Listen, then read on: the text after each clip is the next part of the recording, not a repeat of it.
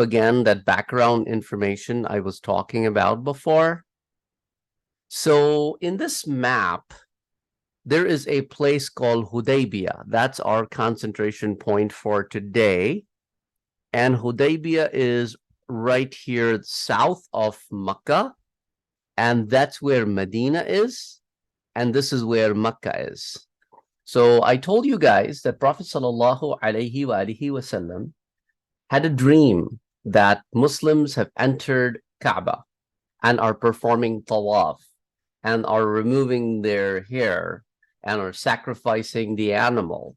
So he said to his companions that we need to go and make the Umrah. Even though we are not, like Quraysh is our enemy, but Kaaba is open to everybody. Nobody can stop anybody from coming to Kaaba if they've come with good intentions. And we are going with good intentions to perform the tawaf and do the Umrah. So the Prophet ﷺ, along with his companions, left from Medina, and around Zul Hulayfa, that's where it is, the red spot you see here. That's where they put on the ihram and everything, and they started going towards Mecca. Now, when Quraysh came to know about this, they sent an army to stop Muslims. So Prophet ﷺ, I told you a little bit about that last time, but this is where we'll be starting our today's lesson. That Prophet ﷺ then thought he should change his course of action. So usually if a person is coming from Medina, they will enter Mecca through Tan'im, which is this, this is the route. This is a common route to come to Mecca. However, Prophet ﷺ took a route around Mecca and came to Hudaybiyah. And you're like, why would he do that? Why would he go around and come from down below? And that was the whole reason of doing that. That he wanted to enter Mecca without people of Mecca stopping him, because he knew that they will stop him. So he took a route outside of the Mecca and made a little circle around and went down south and came through the Yemen area. Well, the people of Mecca came to know about that, and they tried to stop him over here as well. Now, the thing is this, that before the people of Mecca could come and stop Prophet ﷺ, what happened was his camel was leading the people, 1,400 men, towards Mecca, and the camel automatically sat down at Hudaybiyah. It just sat down. And people started pushing the camel around, and the camel wouldn't move. And the Prophet ﷺ said, leave it alone. My camel doesn't stop and sit down in the middle of the route. Indeed, it is Allah subhanahu wa ta'ala's will that Allah doesn't want us to go any further, and Allah wants us to stop here. So we will stop here and we will settle right here. So So just wanted to show you that map so that you understand that why they were down south, as opposed to they were coming from north. So they should be north of Mecca than being at south of Mecca. So that's why they were down south. So now the people of Mecca didn't like that. So they needed to know why the Prophet ﷺ came all the way and is trying to enter Mecca with 1,400 men. Even though all of these men only had the swords on them, that's about it, because everybody in Arabia would carry sword on them. That was so common for people to just go around with their sword in case, if they have to defend themselves. Otherwise, wearing ihram automatically means that they were not here to fight. Also, they didn't really had a lot of things that would be used in war. And they had these animals back in those days. If animals were to be sacrificed in Mecca, they would put special symbols on those animals. And these animals would be called the animal of Huday, means the one that is to be sacrificed in Kaaba. The Hudi al-Kaaba is the word. So it was to be sacrificed. So these kind of animals with those symbols, if anybody find them, nobody would steal them, nobody would sacrifice them. And they knew that these are to be sacrificed only in the Kaaba and only in the Haram. So anyway, all of these arrangements were made. But this time, different people were curious that this just never happened in the last 6 years, that Muslim would come in such a big number and would be camped outside Mecca. So people of Makkah were also scared because you remember in the last 3 years, there were many battles that were fought, and never it happened that Muslims came in this big number. They never fought and came out in 1,400 men. So Banu Khuza'a, the tribe of Khuza'a, they were friends with the Muslims of Medina, and they were the one that anytime they would hear about anything happening in Makkah, they would send out messages to Medina and inform Prophet sallallahu alaihi wasallam. And Quraysh were also very surprised. How does the Prophet knows about what is happening in Makkah? Because it was Banu Khuza'a sending all these messages, even though half of Banu Khuza'a was Muslim and other half was still non-Muslim, but still they were friends with Muslims and would be helping them. So the leader of Banu Khuza'a, who was a non-Muslim at that time, his name was Budayl, the son of Warqa. Budayl ibn Warqa. He came to Prophet sallallahu alaihi wasallam and he said, Ya Rasulullah, why have you come all the way from Medina with so many men? What exactly are your plans? And the Prophet sallallahu alaihi wasallam said that I have come over here to perform Umrah with my men. You can see them that we are in Ihram and we have animals with us, and we have not come here for no other reason. Why don't you go and tell Quraysh, because you're friends with us and Quraysh. You're right in the middle. So you are on the same religion as Quraysh and you are friends with us. So why don't you go and tell Quraysh? So Budayl ibn Warqa went to Quraysh, and they were sitting in a council in Darun Nadwa, and he approached them and he said, you know what? I went to the Prophet Muhammad and I spoke to him, why has he come all this way? And he told me that they have come over here only to perform Umrah, and that's it. No other reason. Quraysh said, go away. They were so upset. They didn't know how to handle the situation. They right away told him, go away. We do not want to hear anything anymore. And Budayl was like, you know, what's wrong with you guys? I've come over here trying to tell you, do not fight the Prophet. And he has come here with good intention, and you are being mean to me. Why are you getting mad at me? For what? And this is just go away. Don't bother us. Because Quraysh had no idea how to react. They then found a man by the name of Mukras, the son of Hafs, from a tribe of Banu Amir. And he was not a nice guy. Let me tell you this. And Prophet ﷺ also knew that this guy is not a nice person to begin with. And I'll tell you later on today, he actually showed his true colors. So Mukras was sent by Quraysh to go and talk to Prophet ﷺ. So Mukras came and he wanted to speak to the Prophet, and the Prophet ﷺ said the same to him, to Mukras. He said, Mukras, we have come over here to perform Umrah. Look around. And Mukras went back and said the same thing to Quraysh, that they have come over here and that's exactly what they want to do. They want to do Umrah. And Quraysh is like, we'll send more people. We'll send more people. So what they did, they had pact with this leader of Ahabish. The reason they were called Ahabish, because this pact actually took place near a mountain called Habish. That's why these people who participated, all the tribes who participated in that pact were called Ahabish.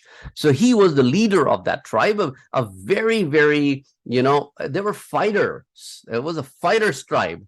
And his name was Hulais bin Alqama, Hulais the son of Alqama. And the Quraysh approached him and said, you know what, you are our friend and you are a just person. So we want you to go and see what's going on. And when Hulais was coming towards the Muslims, Prophet ﷺ looked at and identified him. And he said to his companions, Hulais is a fine man. He's a just man. So if he sees our animals that we have marked for sacrifice, he will know right away why we have come all this way. So he will identify and he will go and tell the Quraysh our real reason of coming, because somehow these people are not understanding and believing us. So that's what the companions did. They moved all the animals for sacrifice, the Huday and the animals, closer to Hulais. And Hulais saw them, and he knew right away that why Muslims have come. Their only reason of coming this far is to perform the Umrah, and that's about it. And that's why they have come. So he came to the Prophet, and the Prophet said the same thing. He returned back, and he said, you know what, guys? They have come here for just Umrah. Let them come. Come on, think about it. You know, XYZ, ABC, everybody can come in Makkah and do the tawaf and do the Umrah, and the son of Abdul Muttalib is stopped from coming into Makkah. Do you think it's fair? And listen to me, Quraysh. If you are unfair today, then we are not together anymore. I'm done with you guys. We did not come and became friends with you so that you are so unfair on our behalf. So Quraysh was like, no, don't get mad right away. Give us some more time. We're still thinking.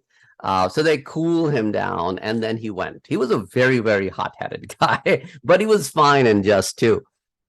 Then they approached somebody from Taif, the nearby city. Remember the city where Prophet went and they stoned the Prophet. So they approached the leaders of Taif. So one of the young men or from Taif, his name was Urwa ibn Mas'ud Thaqafi. He became Muslim much later on, but at this time he's not a believer. Urwa came, and Quraysh said, Urwa, we want you to go. Urwa said, I will go under one condition. Everybody that you send, when they came back and told you, you insulted that person. I do not want to get insulted. You need to understand, I am the son of the most noble man of Taif. I cannot expect that kind of a treatment from you guys. So when I come and tell you, whatever I tell you, I do not want any disrespect. They said, no, don't worry about it. You know, we understand. We will respect you. So Urwa ibn Mas'ud went, and he went to the Prophet ﷺ and sat with him and started having conversation with him. Now, in Arab culture back then, if you are having a very close conversation with somebody with compassion, and it's not out of anger, they would just reach out for the lihya, for the beard of that person during the conversation to show that this conversation is very open and friendly. So Urwa, to show that it was an Arab culture back then, he reached out for the beard of the Prophet ﷺ a few times. And when he was having this conversation, Abu Bakr radiallahu anhu intervened him, and he did not recognize Abu Bakr radiallahu anhu, and he turned to the Prophet and said, who is this guy? The Prophet said, this is Abu Bakr, the son of Abi Quhafa. He said, Abu Bakr, please do not intervene. I'm having a conversation with the Prophet. So now when he reached out way too many times for the beard of the Prophet, there was a man who was all covered. Only you could see his eyes, and his face was covered, and he with a helmet, you know, that you would wear in a war. So this guy had a sword, and with the back of the sword where the handle is, this person put the handle on the hands of Urwa and pushed it away. He said, do not touch the beard of the Prophet. And then Urwa did it again. He did it again. Urwa did it again. He did it again. The Urwa now got mad. He said, who is this guy? Who is this guy who is hitting my hand? Don't you know I'm Urwa ibn Mas'ud Thaqafi? And the Prophet was smiling. And the Prophet looked at Urwa and said, you don't recognize this boy? He said, no. He said, of course, because his face is covered. That's your own nephew, Mughira bin Shu'bah. He's like, what? Mughira, have you forgotten that I was so nice to you when you committed a crime and I was the one that saved you? That was before Mughira accepted Islam. And Mughira said, that was old stuff. But now, the Prophet is the one that we have to serve. And what you are doing is unacceptable. In Arabic culture, in Arab's culture, you could touch the beard only of the person that is on the same level as you are when you're having a nice conversation. You are not at the level of the Prophet. You're way low. How dare you touch his beard? Don't you ever dare to do that. Urwa is all shocked hearing that from his own nephew, Mughira bin Shu'bah. And Mughira bin Shu'bah was a very, very smart guy. You know, later on, he became the governor, one of the governors in one of the Islamic provinces, and so on and so forth. But anyway, so Urwa left. Urwa left and came back to Quraysh and said, you know what, Quraysh, that's what it is. They are here to perform Umrah and no other reason. And He left. Now, remember the guy Mukras bin Hafs? I told you that he's like a cheater kind of a guy. What he did at nighttime, he grabbed 50 men and he went very close to the Muslims to attack Muslims. So Muslims at nighttime used to guard, the 1,400 men used to be guarded by a handful of men. Under that night, Muhammad bin Muslama was the leader of those men who were guarding the Muslim camps, and they captured some of those men and the rest of them flew away. So indeed, you know, this man came at nighttime to sneak in and attack Muslims at nighttime when Muslims are unaware. So this is the kind of a nature this guy had, Mukras bin Hafs. But anyway, so he ran away and some of their men were captured. And then something else happened in between. A man by the name of Kharash from the Muslims' army side, Prophet said, Kharash, why don't you take my camel? Tha'laba was the name of that camel. Go to Quraysh and talk to them and tell them why we have come. So Kharash took Prophet's camel and entered the Makkah. And what Makkans did, they grabbed his camel, slaughtered the camel. They were about to kill Kharash when the leader of Ahabish, Hulays bin Alqama, came in between and he said, how can you do that? That's mean. You cannot touch the messenger. The messenger who has come from another country with a message, you cannot touch that person. He's just a representator. So anyway, he saved Kharash's life. Kharash went back. And the Prophet ﷺ said, now we need to send somebody who is tougher. So the Prophet ﷺ said to Umar, Ya Umar, why don't you go? Umar radiallahu anhu said, I have no problem going. The only problem is my tribe, Banu Adi, is non-existent in Makkah now. The second reason is Quraysh hate me. They would want to kill me the moment they see me.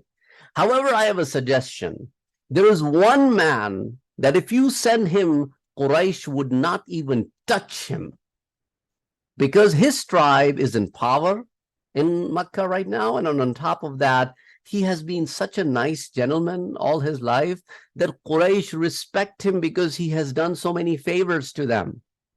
And the Prophet said, who are you talking about? He said, Uthman, the son of Affan. He's from Banu Umayyah. Abu Sufyan is from Banu Umayyah. So they would not touch him.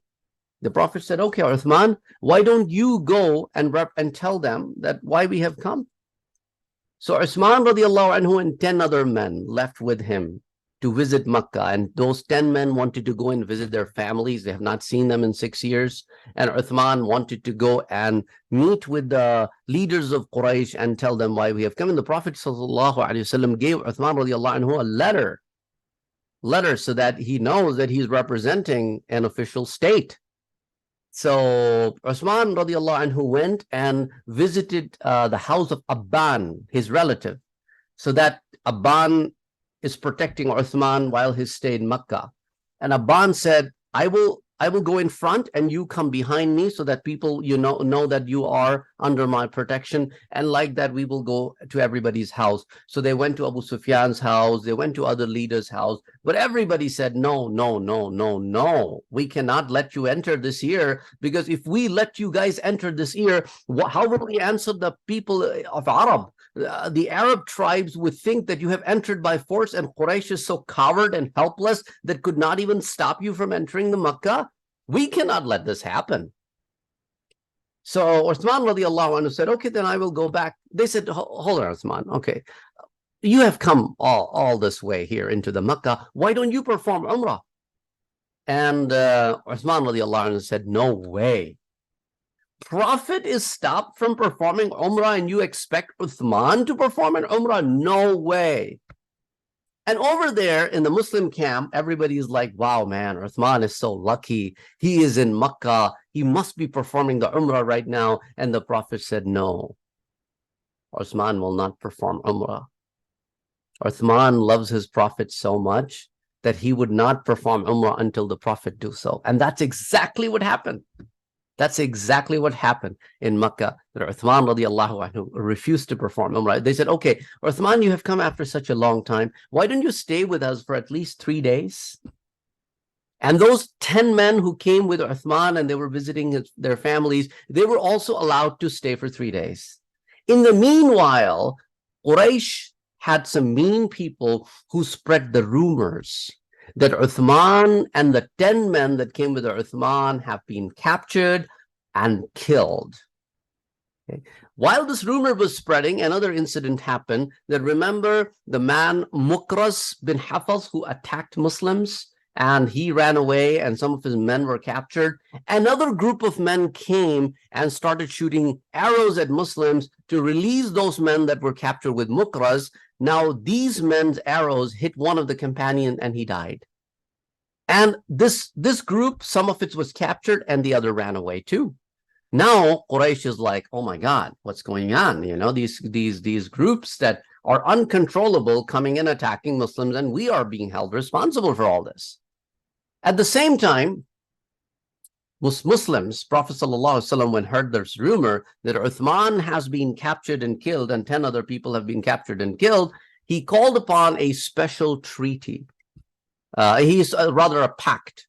All 1,400 men will now do an oath on the hand of the Prophet ﷺ that we will take the revenge of Uthman, otherwise we are not going back. And 1,400 men took an oath on the hand of the Prophet ﷺ that we will avenge the death of Uthman and anybody else who is killed with him. And when it came the turn of Uthman radiallahu anhu, this is the honor of Uthman radiallahu anhu, that Prophet used one of his own hand and said, this hand represents Uthman's hand, and put it on his other hand and said, this is from Uthman. And Uthman is also part of this pact, this oath that we will do or die, but will not go back until we avenge the death of Uthman. When Quraysh heard about this, they got really scared. They're like, oh my God, what have we done? So they send a man by the name of Suhail bin Amr to go and negotiate. So Suhail comes to the Prophet and said, why don't you release our men that have been captured in the 2 attacks? And we are sorry that these people are uncontrollable and have come to do what we have never asked them to do. And the Prophet said, why don't you give us our 11 men back? The Prophet knew that Uthman and those 10 men are not martyred, but he wanted to give the strong message to Quraysh that don't think that we will not avenge their deaths and we will and will take your rumors lightly. This was just a strong message. So Suhail ibn Amr said, okay, we will return those people back to you and then you can release our prisoners. And the Prophet ﷺ said, first those 11 men. And then they went and grabbed those 11 men and they brought to the Prophet, and then Prophet released their men who were imprisoned by the Muslims. And Uthman radiallahu anhu, when arrived, the companions were like, oh, did you perform your Umrah? And Uthman radiallahu anhu looked at him and said, do you think I would have done it when the Prophet has not done it? Come on. Come on. I could have never done it because the Prophet didn't do it. So anyway, so Suhail ibn Amr took these people back. But again, they were like, okay, what should we do about the Muslims? They're not going away. So now Quraysh is thinking what to do next. And they are like, okay, let's send somebody to negotiate with the Prophet as a delegation, as a bunch of group of people to come to some kind of an agreement that they would go back this year and will come back next year. And let's do an agreement between Quraysh and the Prophet. And they're like, okay, so who should we send for this negotiation? They're like, who can we send other than Suhail? Because Suhail is the one who went and got our prisoners back. So there is no other person to be sent but Suhail. And Suhail was selected with 2 other men to go and talk to the Prophet. And when the Prophet ﷺ saw Suhail coming again, he turned to his companions and said, Suhail has come again. So this means that this time Quraysh want to negotiate with you. That's why they send the same man again. Because remember, in the past, different men were coming one after another. So same man has come back. So that's why they now want to have some kind of an agreement with you. And don't you worry, Suhail comes from the word sahal, which means easy. So the agreement will be on some easy points. We will stop here for today, and we'll talk about what was that agreement that took place between the two. The Treaty of Hudaybiyah is what it was called, and what happened as an outcome of those points. Inshallah, we'll talk about that next time. So any questions? Then that's all for today then. I have a question. Yes, Ibrahim, go ahead. What is like a what is like a treaty? Treaty is like a bunch of points that you will do this and we will do this and you will do this and we'll do this, and then both parties sign on it. Oh yeah. It's like an agreement, like, you know, you make a promise. Both Yeah. parties make a promise and they sign on it.